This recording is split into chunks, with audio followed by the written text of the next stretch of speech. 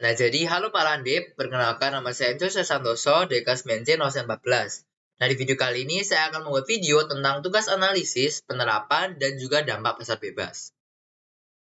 Jadi yang pertama adalah deskripsi hobi saya. Kegiatan yang saya gemari dan menjadi hobi saya sejak berumur 8 tahun adalah bermain basket. Saya suka bermain basket di waktu luang saya, terutama di sore hari. Yang membuat saya tertarik melakukannya adalah terutama karena faktor lingkungan saya. Ayah dan kakak saya sudah terlebih dahulu gemar memainkan dan menonton bola basket. Lebih lanjut, kakak saya juga adalah seorang kapten basket di SMP Wain Blimbing. Sehingga ia juga sering mendampingi dan mengajari saya berbagai teknik dalam bola basket. Nah, maka dari itu saya dimotivasi oleh mereka berdua untuk mencoba dan akhirnya juga ikut menyukai permainan bola basket ini. Kemudian yang kedua adalah penerapan prinsip pasar bebas dalam hobi saya. Dalam permainan bola basket, tentu saja kita membutuhkan sepatu yang dikhususkan untuk permainan bola basket dan juga bola basket sebagai media permainannya. Dalam membeli sepatu dan juga bola basket, seringkali para konsumen termasuk saya ikut membeli barang yang diproduksi di luar negeri. Contohnya saja dalam kasus saya memiliki sepatu basket keluaran merek Nike yang diproduksi di Vietnam. Tampaknya seperti ini. Dan juga bola basket modern yang diproduksi di Amerika Serikat. Nah, sehingga dalam kasus saya, terjadi dua kegiatan pasar bebas. Yaitu yang pertama adalah Indonesia melalui PT Nike Indonesia membeli dan mengimpor sepatu Nike buatan Vietnam melalui berbagai organisasi pasar bebas antara Indonesia dan juga Vietnam. Misalnya saja, melalui A3 atau Asian Trade in Goods Agreement. Kemudian yang kedua adalah Indonesia melalui Prada Jaya Sportivo Indonesia membeli dan mengimpor bola basket modern buatan Amerika Serikat melalui perjanjian kerjasama dalam pasar bebas yang dilakukan antara Indonesia dan juga Vietnam. Kemudian yang ketiga adalah pengaruh pasar bebas pada hobi saya. Pengaruh pasar bebas terhadap ketersediaan sepatu buatan Nike dari Vietnam dan juga bola basket modern buatan Amerika Serikat di Indonesia adalah sebagai berikut. Pasar bebas yang terjalin antara Indonesia dan juga negara lain, misalnya melalui A3 atau Asian Trade in Goods Agreement, berpotensi mempengaruhi ketersediaan sepatu basket Nike buatan Vietnam, dan juga bola basket modern buatan Amerika Serikat. Nah, ketersediaan sepatu basket Nike dan juga bola basket modern di Indonesia tentu saja sangat dipengaruhi oleh pasar bebas yang dapat meningkatkan aliran barang antar negara. Faktor-faktor seperti penghapusan tarif pajak, perjanjian perdagangan, dan penghilangan hambatan perdagangan dapat meningkatkan aliran barang antar negara, termasuk produk-produk Nike dan juga modern di Indonesia. Kemudian variasi harga dan faktor-faktor penyebab perbedaan harga sepatu basket Nike dan bola basket modern di Indonesia dibandingkan dengan negara asalnya adalah sebagai berikut. Sebenarnya terdapat variasi harga, namun tidak terlalu signifikan untuk produk-produk basket Nike dan juga bola basket modern di Indonesia dibandingkan dengan negara asalnya. Nah, jadi produk-produk ini dipengaruhi oleh berbagai faktor. Nah, faktor-faktor yang mempengaruhi variasi harga misalnya disebabkan karena adanya potongan dari distributor di Indonesia. Kemudian yang kedua adalah pengaruh dari adanya pasar bebas. Dan yang ketiga adalah biaya proses distribusi dan masih banyak lagi. Faktor-faktor ini turut berkontribusi pada perbedaan harga dibandingkan dengan negara asalnya. Nah, misalnya nih, dalam kasus saya memiliki sepatu basket Nike, yaitu sepatu basket Nike Immortal Giannis 3 EP. Nah, yang saya beli di Indonesia dengan harga 1,1 juta rupiah. Nah, jika dibandingkan dengan harganya aslinya di negara pembuatannya di Vietnam, harganya masih mencapai 1,5 juta rupiah. Nah, mengapa sih harga sepatu ini di Indonesia bisa lebih murah dibandingkan dengan negara asalnya di Vietnam? Nah, ini bisa terjadi karena pada saat saya membeli sepatu ini, PT Nike Indonesia atau distributor resmi Indonesia memberikan potongan harga spesial kepada para calon konsumennya sehingga bisa terjadi perbedaan harga sepatu ini di Indonesia dibandingkan dengan negara asalnya yaitu Vietnam. Nah, sehingga dalam kasus saya, faktor potongan yang diberikan oleh distributor di Indonesia menjadi penyebab terjadinya perbedaan harga antara di Indonesia dan juga di Vietnam, negara pembuatan aslinya. Kemudian yang keempat adalah persaingan dan kualitas dalam hobi saya. Nah, jadi adanya pasar bebas tentu saja telah meningkatkan persaingan. Nah, terkait barang-barang yang mencakup hobi saya, yaitu bola basket dan juga sepatu basket Nike, tentu saja akan meningkatkan persaingan dengan terbukanya akses dari barang-barang luar negeri ke dalam Indonesia. Para konsumen akan dapat dengan bebas memilih dan mempertimbangkan sepatu dan bola dari berbagai merek dengan berbagai harga dan tingkat kualitas yang juga berbeda-beda, sesuai dengan preferensi dari masing-masing konsumen. Nah, hal ini tentu saja akan meningkatkan persaingan yang semakin ketat dalam pasar di Indonesia. Nah, contohnya persaingan dari pasar bebas dalam sepatu basket Indonesia akan semakin ketat dengan kehadiran banyaknya brand-brand impor lainnya. Sebut saja Nike, Adidas, Eiger, Under Armour, dan lain-lain.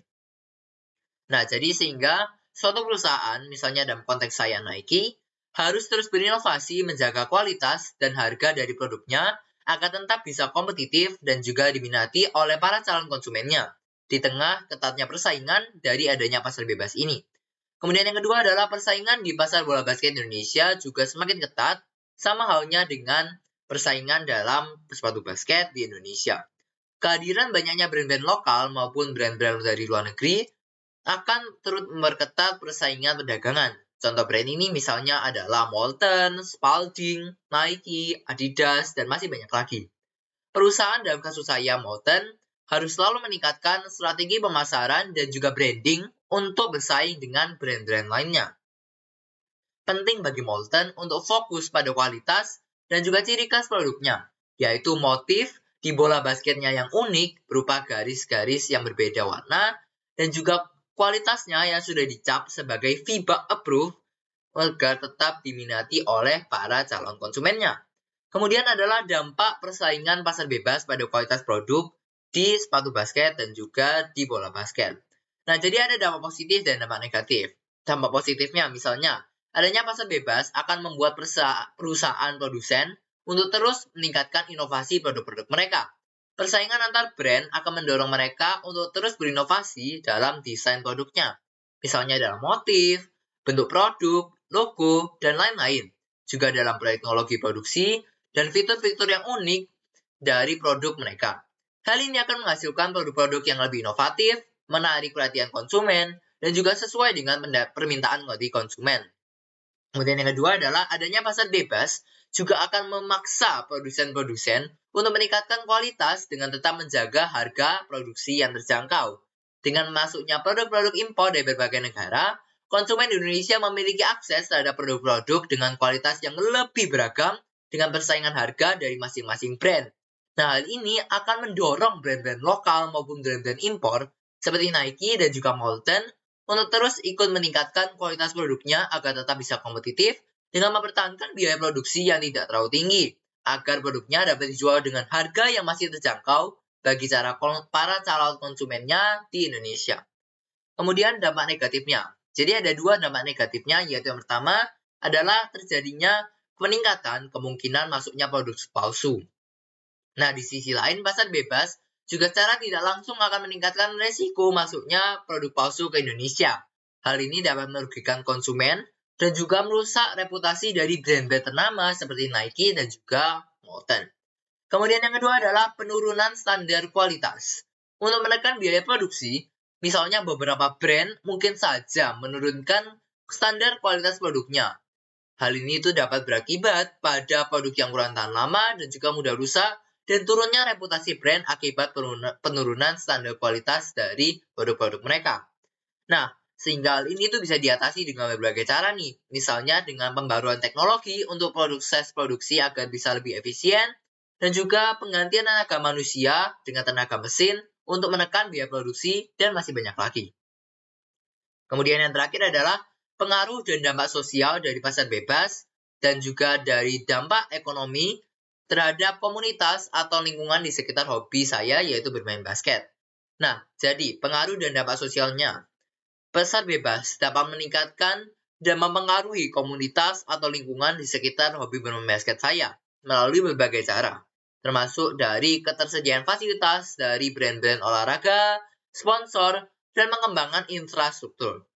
Hal ini itu dapat tercermin dalam peningkatan konstruksi lapangan bola basket, cetusan brand-brand olahraga yang bekerjasama dengan organisasi basket di Indonesia.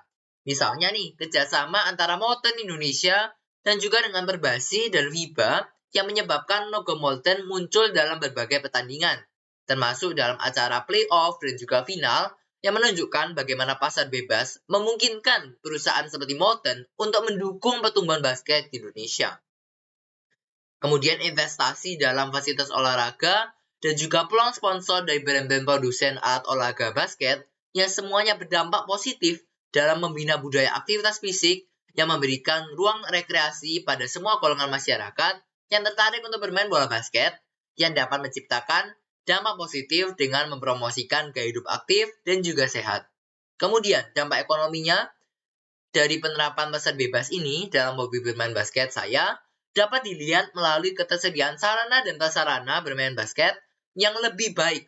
Bisa dilihat dari kualitas sepatu basketnya, ataupun kualitas bola basketnya yang diproduksi dari berbagai macam brand yang bervariasi. Nah, pengembangan infrastruktur olahraga yang lebih baik dan peluang sponsor yang lebih luas juga menjadi dampak ekonomi dari adanya pasar bebas dari bermain basket. Nah, hal ini dapat meningkatkan pembangunan yang lebih banyak pada lapangan basket, juga bisa pengembangan fasilitas olahraga yang lebih baik bagi masyarakat Indonesia yang tertarik untuk bermain basket, dan juga potensi pertumbuhan ekonomi dari perusahaan-perusahaan tadi melalui sponsor atau pengiklanan.